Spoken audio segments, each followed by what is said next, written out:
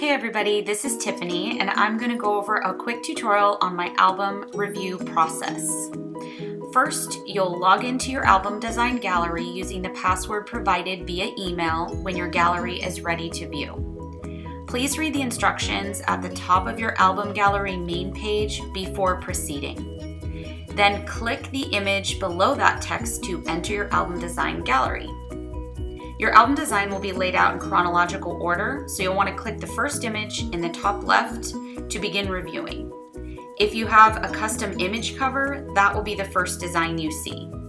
Use the arrows on the left and right to move back and forth through your design, and when you're done, please email me at tiffanygreenphoto@gmail.com with any potential change requests that you might have.